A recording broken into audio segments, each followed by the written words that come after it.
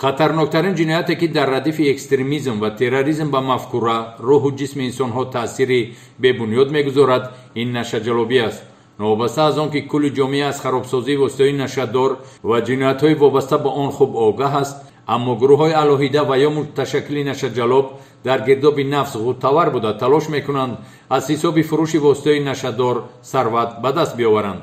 باعث تأسف است که نشه‌جلبان از آن که با کردار جنایتی خود عاقبت زندگی روشن و آزاد را به تاریکی محبس عوض میکنند، بدتر از این هزاران نفر از استعمال وسیله نشه‌دار زهرآلود یا مبتلای مرگ شده. در پس منظر این باز صدها خانواده‌ها از تأمینات و کودکان از مهر پدری سالها بی‌نصیب میمانند.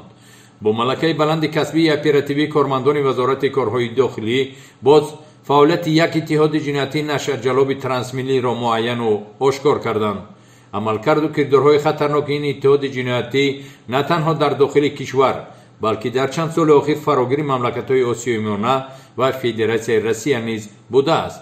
هنگام عملی نمودن چاره‌بینی‌های مشترک اپراتیوی جستجویی با همتایان خود از وزارت کارهای داخلی فدراسیون روسیه سنه 25 آگوست سال 2023 برای به معاملات برآوردن 55 کیلوگرم واسطه نشه‌دار نو گیرین شهروند جمهوری تاجیکستان کامیلوف محمد علی میرزاعلیویچ سال تولدش 1987 استقامت کننده شهر دوشنبه دستگیر گردید. در نتیجه سنجش من بعد معلوم گردید که این مقدار مواد نشه‌دار از شماره 200 کیلوگرم فرستاده گروه متشکل نشه‌جلب ترانسمیلی به فدراسیون روسیه به شمار رفته باقی مانده علاقه به معاملات برآورده شده است.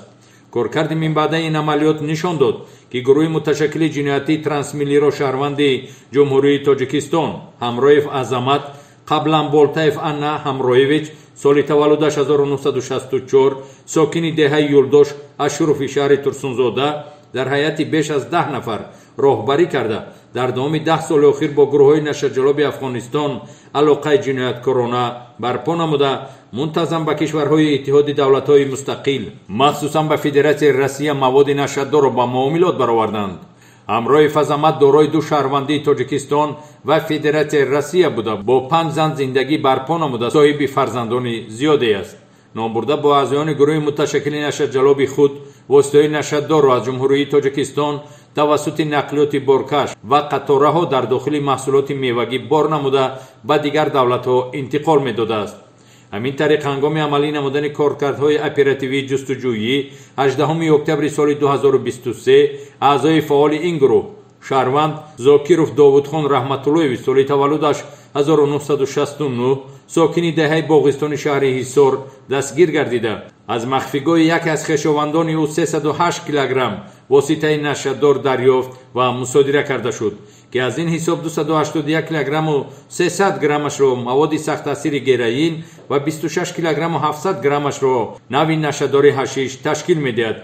در عموم جمعی واسطه نشه‌داری به معاملات برآورده این گروه متشکل نشه‌جلب ترانسمیلی در فدراسیون روسیه و جمهوری تاجیکستان 363 کیلوگرم از آن جمله 336 کیلوگرم و از 3 کیلوگرمش را مواد سخت تاثیر گیرین تشکیل می‌دهد. وابسته به حالت مذکور نسبت همرویف عظمت و اعضایان گروه او با ماده 200 قسم 4 کدکس جنایتی جمهوری تاجیکستان پرونده جنایتی آغاز کرده شده از حساب کارمندان وزارت کارهای داخلی و کمیته دولتی امنیت ملی جمهوری تاجیکستان گروه اپراتیوی تفتیشاتی تشکیل کرده شده رفتی تفتیش پرونده جنایتی زیر نظارت پروکوراتور گنرالی جمهوری تاجیکستان قرار دارد. در نتیجه گذراندن چاره‌بینی‌های تفتیشاتی اپراتیوی 9 نفر اعضایان گروه متشکل جنایتی نشه‌جلب ترانسمیلی معین و از آنها 7 نفر دستگیر گردیده به حبس گرفته شدند. در نتیجه پرسش زاکیروف داوودخان او چنین نشان داد که همراه فزامت راهبر گروه متشکل جنایتی نشه‌جلب ترانسمیلی جهت انتقال دادن موادهای نشه‌دار به فدراسیون روسیه منتظم به اعضایان گروه با دلار امریکایی حقی خدمت می‌داده است. برای در جا کردن گیرین و چرس درمان 60,000 دلار دادگی است. هنگام مصادره مواد نشه‌دار معلوم کرده شد که زاکیروف داوودخان با استاکاری و مهارت خاصه در خانه استقامتیش سیخ مخصوص را ساخته برای عملی نمودن هدف جنایتکارانش تجهیزات تکنیکی هوابراری کمپرسور тамғаи бразер ва арраи электрикӣ харидорӣ намудааст. номбурда дар сехи мазкур дар дохили клёнка ба миқдори 500 грамми воситаи нашаддорро ҷой карда баъди баровардани ҳавои дохили он клёнкаро дар қабати картони қуттиҳои махсуси картонӣ пинҳон ва атрофи онро ширеш мекунад ки он ба тахтачӯб монанд мешудааст.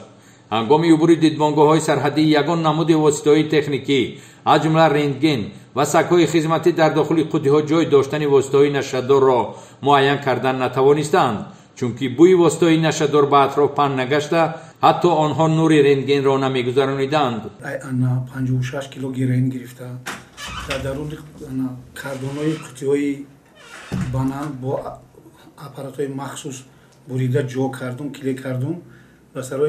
барои ҳар як кило ҷо кардагӣ ман $100 медод. соли 2022 як боровард 120 кило героин овард. ман бо ҳама хел ба ҳамон тарз ҷо кардум 12000.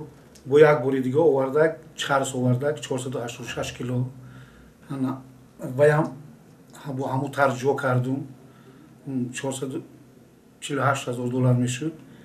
соли 2023 281 кило героину 27 кило чарс овард ҷо кардам ки коргарои ҳифзи худ мо дастгир кардам.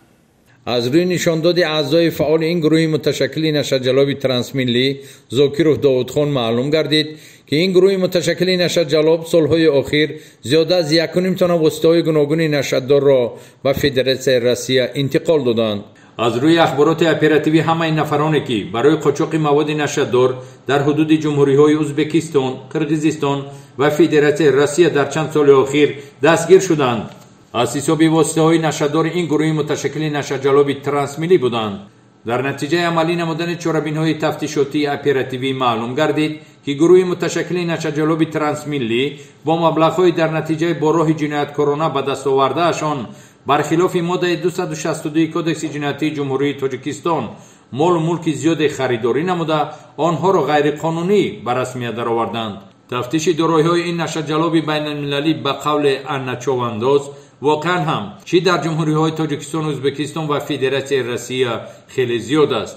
7 манзили истиқоматӣ, 1200 чорвои майда, 91 сар асп, аз ин 15 сар аспи бузӣ, 19 уштур, 11 адад воситаҳои нақлиёти гуногун тамғаи сабукрав ва боркаш, 6 фермаи чорвопарварӣ дар шаҳри Турсунзода ва ноҳияи шаҳри Тузи вилояти Хатлон, наздики 6000 гектар қитъаи замин, 7 иншооти нимсохта, 2 мағозаи либос ва 1 мағозаи тилло, 15 килограмм тилловорӣ. дар Федератсияи Россия ҳудуди шаҳри Тивер ва Қазон 1 фермаи калони чорвопарварӣ ва 200 чорво, 5 қассобхонаро соҳиб будааст.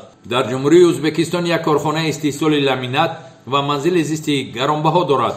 аъзоёни дигари ин гурӯҳи нашадҷалоб ки дар рафти коркардҳои оперативӣ муайян ва дастгир шуданд, инҳо Мустафо Қулов Ғайрат Туимродович, санаи таваллудаш 12 ноябри 1984, сокини деҳаи Юлдош Ашуров, ҷамоати деҳоти Қаратоғи шаҳри Турсунзода, соҳиби 2 зан ва 10 фарзанд. наркотикҳои ки тағом хонаи ҳоҷи Довуда буд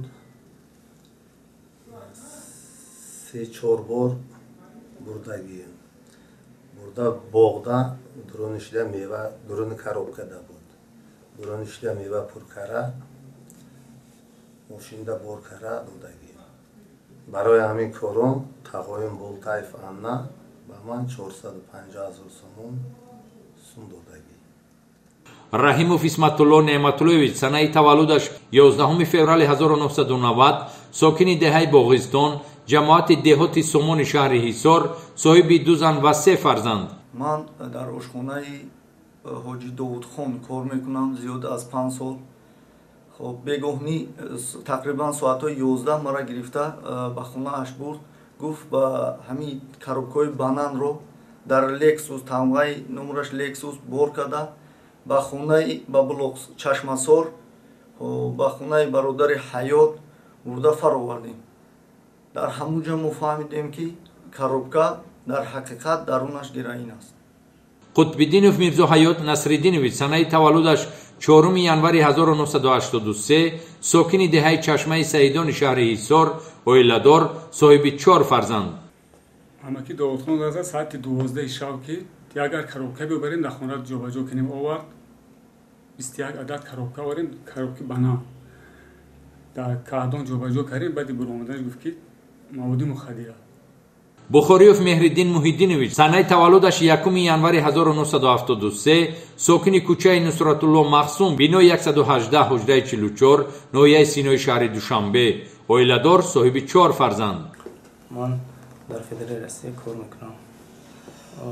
2018 از این حجی کی حجی بود گرفته بودم 2 تا گرین 2 کیلو نشه گرفته بودم. نشه گرفتم و 8 سال 550 گذروندم. بعد سال 2019 20 بود یا بار دیگه گرفته بودم از عوامی حجی بود که نشه گرفته بودم گرین گرفته بودم و آدمای چون رسانده دادم. حساب همین کار $1000 با من رسانده دادم. در هر سری کورشون دماسکو میکردید. در فدراسیون رسید چه شما وسته نشدوری ناوی گیرین با دست میوردید کی با شما دست واسه میکرد؟ حساب تلفن توش که دوست میکردم همین رفتم میگرفتن آدمای ما. در عموم چقدر مبلغ فایده دیده همین فروشی نشد؟ یکم در همون 4 کیلو گذروندم $4000 فایده دیگه همین. فقط شما گیرین میگذروندید؟ نه من نشه گذروندم نشه باشه. اعضایان دیگر این اتحاد نشجلاب ترانسمیلی راهبر گروه جنایتی نشجلاب گمانبر شده همراه عظمت سال تولدش 1964 ساکنی دهه یلداش اشرف شهر ترسونزاده دولت فمریدین ویسیدینوی سال تولدش 1976 ساکنی ناحیه شاه منصور شهر دوشنبه رحمت الله عنایت الله سنت الله سال تولدش 1982 ساکنی شهر ایسار و ساکنی دهه یلداش اشرف شهر ترسونزاده اکابیروف اسلام الدین میرزا خوجایویچ سال تولدش 1976 در جستجوی رسمی قرار دارند. در دوره همکاری‌های بین دولتی مقامات کارهای داخلی جمهوری تاجیکستان با دیگر کشورها تلاش دارد دیگر اعضایان این اتحاد جنایتی نشجلاب ترانسمیلی را نیز دستگیر سازند. زیاده از 10 نفر اعضای متشکل نشجلاب ترانسمیلی دستگیر گردیده و 4 نفر اعضای این گروه متشکل نشجلاب باشد در جستجوی رسمی قرار دارند. جامعه از تهدید پهن و فروش واسطه نشدار به مقداری مخصوصا کلان حفظ گردید اما شماره فرزندان زنده یتیم خانواده‌های بی پدر و عائله‌های زیادی از تأمینات سالها بی‌نصیب میمانند که واقعا هم باعث تشویش جامعه و دولت است.